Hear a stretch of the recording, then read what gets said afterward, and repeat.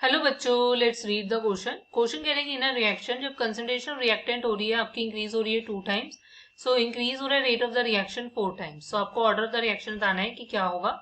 तो सबसे पहले हमें इस क्वेश्चन का की कॉन्सेप्ट समझना होगा। सो हमारे पास जो की कॉन्सेप्ट है वो आपका अलाई करेगा कि हमें ये पता होना चाहिए कि बेसिकली आपका रेट ऑफ द रिएक्शन हम कैसे देखते हैं।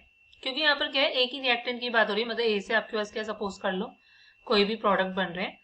So rate of the reaction जो होता है वो हमेशा डायरेक्टली प्रोपोर्शनल होता है आपके पास कंसंट्रेशन ऑफ रिएक्टेंट की पावर, मतलब कंसंट्रेशन ऑफ रिएक्टेंट से और उसकी raise to the power N.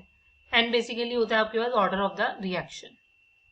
अब होता क्या है, अगर मैं फर्दर बात करती हूँ, फर्दर हमारे पास क्या होता है कि प्रोपोर्शनैलिटी साइन हटाओगे तो आपका जो रेट होगा वो इक्वल हो जाएगा, रेट कांस्टेंट आएगा आपके पास।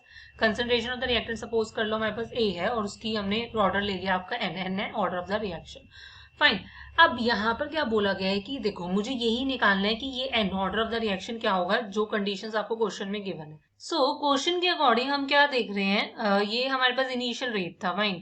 सो क्वेश्चन के अकॉर्डिंग क्या हो रहा है कि आपका जो फाइनल रेट है, मतलब रेट 2 जो है वो आपका क्या है कि 4 टाइम्स हो गया आपका रेट 1 के, जब हमने क्या है इस आपकी जो फाइनल कंसंट्रेशन, मतलब अब कंसंट्रेशन जो हो गई वो ए डैश हो गई है, वो क्या है ट्वाइस हो गई है आपकी जब हमारे पास इनिशियल जो ए थी। फाइन।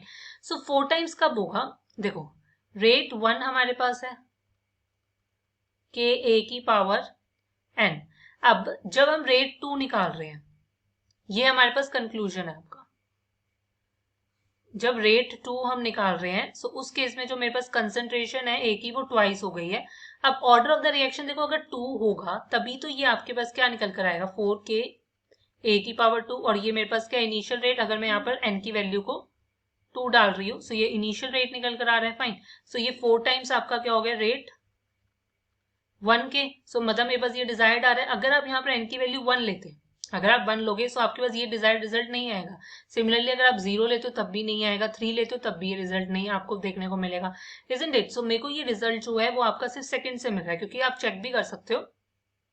अगर मैं यहीं पर आपका रेट 2 निकाल रही हूँ, अगर मैं यहाँ पर देखो एन की वैल्यू 1 डालूंगी सो वो 2 के 2a हो जाएगा, एन की वैल्यू 3 डालोगे सो ये आपका क्या होगा 8 टाइम्स हो जाएगा, 8 टाइम्स हो जाएगा इनिशियल केस। तो ये नहीं हो सकता पॉसिबल। हमारे पास क्या है, सिर्फ और सिर्फ आपकी एन की वैल्यू 2 होगी। So the final answer is option C.